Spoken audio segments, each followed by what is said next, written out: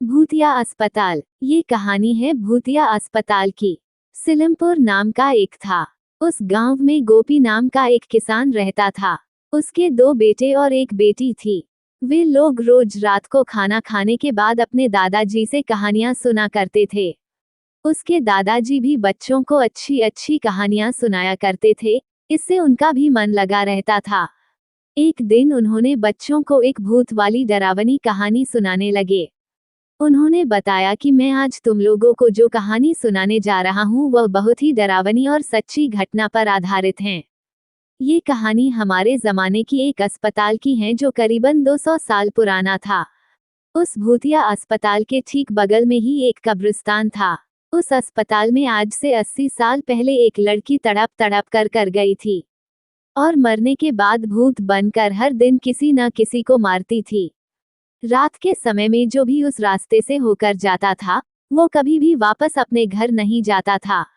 एक दिन हमारे गांव के 2 लड़के नीरज और गोलू बाजार कुछ सामान लेकर लौट रहे थे।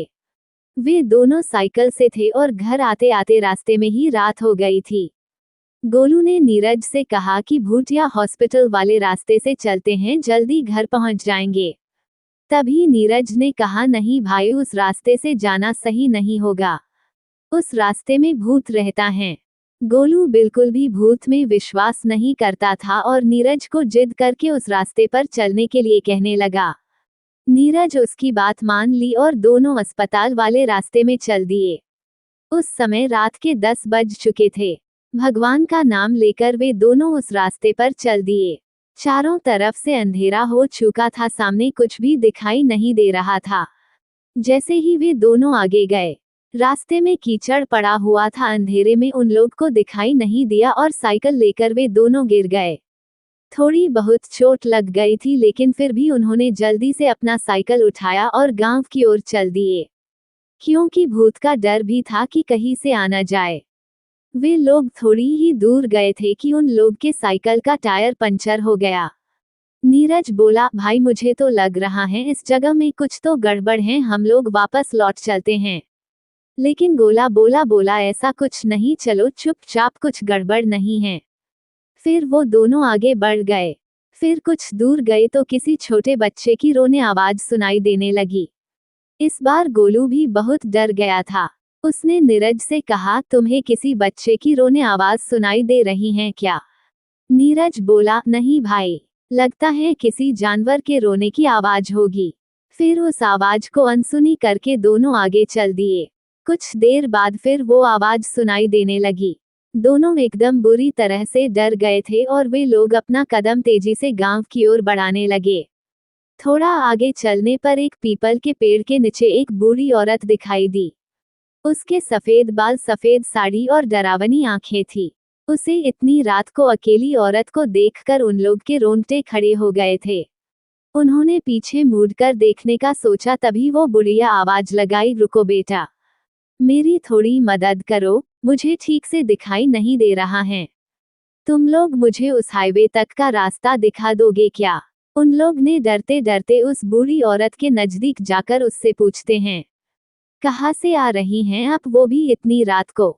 तो उस बुढ़िया ने कहा कि मैं पड़ोस के गांव की रहने वाली हूँ, मेरे पास कोई भी साधन नहीं था, इसलिए मैं पैदल ही चल पड़ी। अब रात हो गई है और अंधेरा भी छा गया है, कुछ दिखाई नहीं दे रहा है बेटा। तुम लोग मुझे उस गांव तक छोड़ दोगे तो बड़ी मेहरबानी होगी। उन दोनों ने उस बुढ़िया के बात पर विश्वास कर लिया और उसे अपने साथ लेकर निकल पड़े। नीरज और गोलू आगे थे और वो बुढ़िया पीछे चल रही थी। रास्ते में वो बूढ़ी औरत उन लोग से सारी बातें पूछने लगी कि तुम लोग कहाँ के रहने वाले हो और कहाँ जा रहे हो।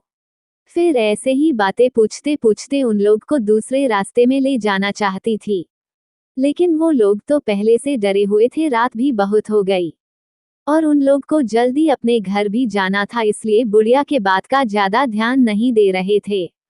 कुछ देर चलने के बाद नीरज बोला, लो दादी, आपका गांव आ गया, अब आप अपने घर चले जाइए। और वो जैसे ही पीछे मुड़कर देखा तो वहां कोई नहीं था। वो दोनों की हालत खराब हो गई, डर के मारे थर थर कांपने लगे और वही अपना साइकिल पटका और दौड़कर भागने लगे। भागते भागते भूतिया अस्पताल के पास कब्रिस्तान तक पहुंच गए। रात के 12:30 बज चुका था। वे लोग पसीने से तरबतर हो गए थे और कब्रिस्तान पार कर जल्दी से अपने घर चले गए। उन लोग को लेकर घर वाले भी बहुत परेशान और चिंतित थे। फिर उन दोनों ने अपने घरवाले को सारी बातें बताई जो उनके साथ हुआ था, और तब से रात के समय में उस रास्ते से कभी नहीं जाने का फैसला किया।